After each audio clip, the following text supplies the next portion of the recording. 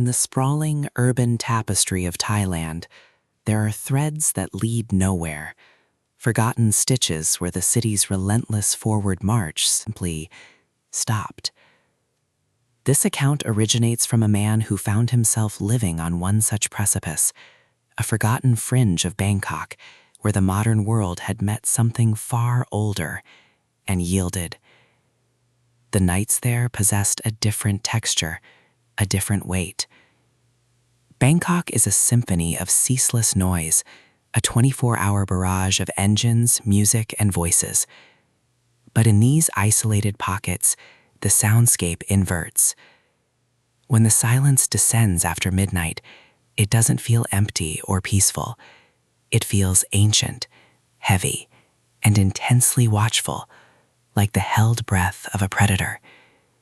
If these explorations into the kingdom's unseen corners resonate with you, a simple like helps me continue to bring these stories out of the shadows and into the light. His story begins, as many do, with a search for cheap housing. He found a narrow townhouse, a concrete sliver squeezed at the very end of a deep soi, one of those claustrophobic alleys that branch off the city's main arteries like varicose veins. He chose it for its isolation and its price, imagining a quiet sanctuary from the city's frantic pulse. The soi was a canyon of peeling paint and the lingering smell of damp concrete and fried garlic. Above, tangled nests of sagging electrical wires formed a dense, chaotic canopy, blotting out the sky. His landlord, a stout woman whose vocabulary consisted of a single all-purpose smile and a nod, had conveniently omitted any mention of what lay at the alley's termination point. The pavement ran for about 200 meters, past a row of identical, weary-looking houses, and then it was simply consumed. A banyan tree, impossibly fast and ancient, stood not just at the end of the road, but as the end of the road. Its root system was a geological event in itself. Gnarled, python-thick roots had obliterated the concrete, bursting upwards in a slow-motion explosion of wood and earth. The asphalt was a mere footnote in its history, a few brittle, gray shards clinging to its base like barnacles. This tree wasn't just a plant, it was a living monument that had stared down the city's advance and refused to yield an inch. For the first few months, it was just a strange, magnificent landmark. He would walk past it daily on his way to the main road, feeling the air grow cooler and damper in its immense shadow. It wasn't long before he began to notice the offerings. Tucked among the labyrinthine roots were little altars, constantly and mysteriously curated. There were always several bottles of bright red Fanta, their caps unscrewed for an unseen guest. Faded yet fragrant marigold garlands were draped over the wood like yellow necklaces. Bundles of incense, sticks planted in the dirt, sent thin ribbons of sweet, cloying smoke coiling low to the ground. But what he found strangest were the tiny figurines, miniature ceramic elephants with their trunks raised, exquisitely detailed statues of dancing apsaras frozen mid-pose, and small hand-carved wooden horses. They were arranged in neat, deliberate patterns that shifted from day to day. He never saw a single person leave them. He'd go to bed with one arrangement in mind and wake to find a new unopened bottle or a fresh, dewy garland, as if they had materialized in the dead of night. He dismissed it as a charming local custom, having no idea it was a form of ongoing, delicate negotiation. The first thing that truly unsettled him was the silence. His soy was quiet by Bangkok standards, but the city is never truly silent. There's always a distant hum, a far-off siren, the bark of a dog. Yet the closer he walked to the tree, the more that ambient sound would curdle and fade, as if the immense foliage was a soundproof barrier absorbing the world. Standing directly before it, the city fell away into a thick, pressing quiet that felt fundamentally wrong, like being submerged deep underwater. It was in this vacuum that he noticed the behavior of the soy dogs. A mangy, boisterous pack ruled the alley, a chaotic court of snarling, barking tyrants. But they gave the tree a wide, respectful berth. He witnessed this boundary being enforced one sweltering afternoon. A new puppy, clumsy and bold, chased a plastic bottle cap that skittered into the tree's long shadow. Before it could cross the invisible line, its mother, a scarred veteran of the soy, shot forward with a panicked yelp. She grabbed the pup by the scruff of its neck and dragged it back, whining, its tail tucked tightly between its legs. The other dogs watched, silent and tense. That was a border they understood instinctively, a territory they would not, and could not, cross. A week later, his next-door neighbor, an elderly woman who spent her days weaving jasmine garlands on her porch, finally spoke to him. She had watched him for weeks, her dark eyes following him with a worried intensity. She called out with a soft, urgent hiss. Her English was a mosaic of a few broken words and frantic gestures. She pointed a trembling, wrinkled finger toward the banyan, her hands shaking uncontrollably. "Nighttime," she said, her voice a dry whisper, like rustling leaves. "You stay inside house."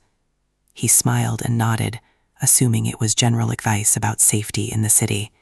But she shook her head violently, her eyes wide with a terror so naked and primal it punctured his modern skepticism. It wasn't the fear of a mugger. It was a deeper, more cellular dread. She pointed again, more forcefully, her entire body trembling. "Night-time," she repeated, her voice a dry, insistent rasp. "No look. Tree. No look up." She stared at him, her expression pleading, desperate for him to understand a danger he couldn't possibly conceive of. When he finally gave a more serious, solemn nod, she retreated into the shadows of her home, pulling the heavy wooden door almost completely shut.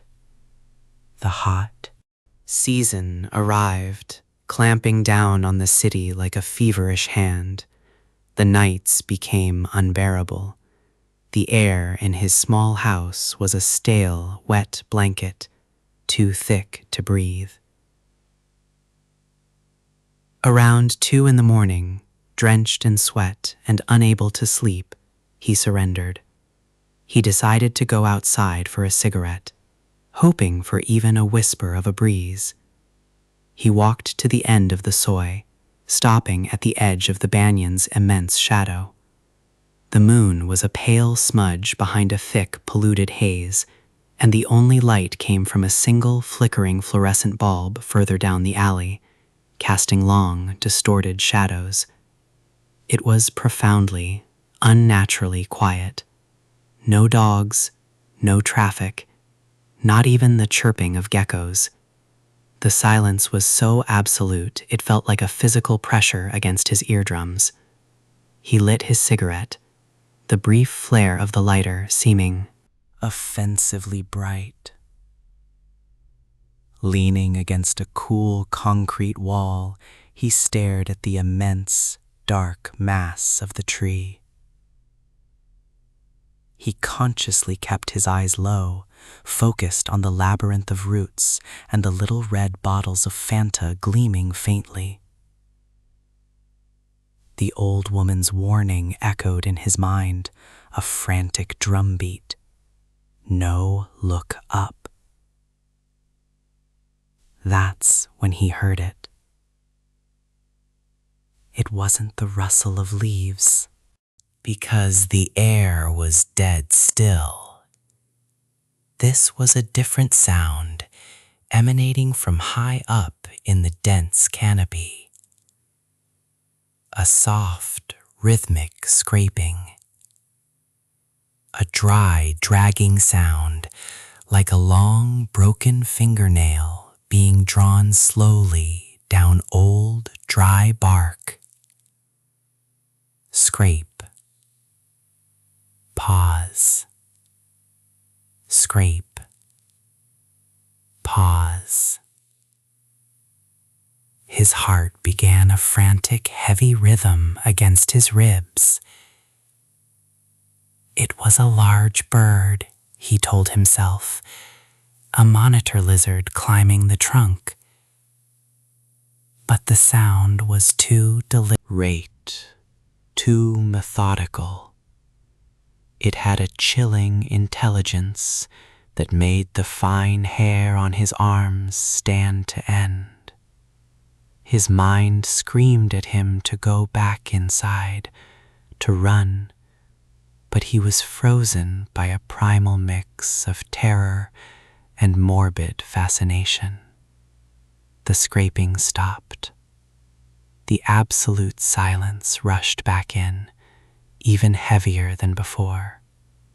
Then something small fell from the high branches, landing on the cracked concrete not 5 feet from him, with a soft metallic clink that was shockingly loud in the stillness. It wasn't a twig or a seed pod. He could see it glinting faintly in the distant, sickly light. Curiosity, that terrible, fatal human impulse, went to war with his instinct for survival. He took a hesitant step forward, crouching to see what it was. A small, tarnished silver locket, oval-shaped, and clearly very old. As his fingers brushed its metal surface, he recoiled as if burned. It was shockingly cold, an unnatural, deep-seated chill in the sweltering night, a necrotic cold that seemed to suck the heat from his fingertips like a piece of ice chipped from a tomb. At that exact moment, an overwhelming certainty washed over him. He was being watched. The source was above, in the tree. The scraping sound started again, but it was different now. Closer, louder, and it was accompanied by a soft, wet, clicking noise, like saliva in a dry throat. He stood up slowly, the locket forgotten. He knew he should run, knew he should obey the old woman's desperate warning. But he couldn't. He had to know. Against every instinct for self-preservation, he tilted his head back and looked up. The canopy was a dense, black ceiling. A suffocating web of tangled branches that completely blocked the hazy sky. For a long moment, he saw nothing but darkness. Then, as his eyes adjusted, he saw that the branches were not bare. There were things hanging down. Long, dark, slender things, like thick, oil-soaked ropes. They swayed gently back and forth with a hideous, rhythmic life of their own. In the dead, still air, He realized with a surge of nausea they weren't ropes. It was hair. Impossible lengths of thick, black, greasy hair hanging from the high branches like some grotesque parasitic moss. And among them he saw a shape. It was perched on one of the thickest limbs, hunched over like a vulture. It was a horrifying mockery of the human form, its limbs too long, stretched and thin like a praying mantis. Its mantis, its joints bending at angles that defied anatomy. Its head was tilted at an impossible angle that would have snapped a human neck, and it was looking right down at him. He couldn't see a face, just a pale, concave dish of shadow where features should be, a swirling void of wrongness that seemed to absorb the faint light around it. But he could feel its gaze, ancient, patient, and ravenously hungry. He didn't scream. The sound was a cold stone trapped in his throat. He just stared, his mind shattering, and began to back away, one slow, clumsy step at a time, his eyes locked on the impossible figure. It didn't move. It just watched him, its long, hair-like appendages swaying gently around it. He finally reached his door and fumbled with the lock, his hands shaking so violently he could barely fit the key, never turning his back on the tree. He got inside, slammed the door, and threw the bolt, his breath coming in ragged, silent sobs. He slid down the door and spent the rest of the night pressed into the corner of the room, as far from the front of the house as he could get. Just before dawn, when the darkness is deepest and most absolute, the silence was broken by a single soft sound from just outside his door. A metallic clink, the sound of the locket being dropped onto his doorstep. A delivery, a message. The week that followed was a siege of sleeplessness and paranoia.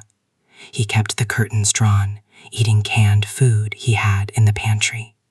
Every creak of the old house sent a jolt of ice through his veins.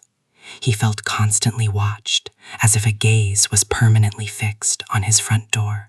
He paid 2 months' rent to break his lease, giving the smiling landlord some fabricated excuse about a new job in another province.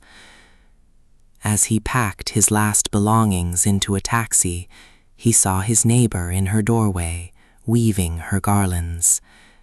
She didn't speak, just met his eyes and gave him a single, slow nod, not of pity, but of grim, shared understanding. She knew. She had always known. He told the driver to go, and as the taxi pulled away, he took one last look. In the bright, unforgiving light of day, it was just a big tree at the end of a concrete alley. The offerings were there, a fresh bottle of red Fanta glinting in the sun.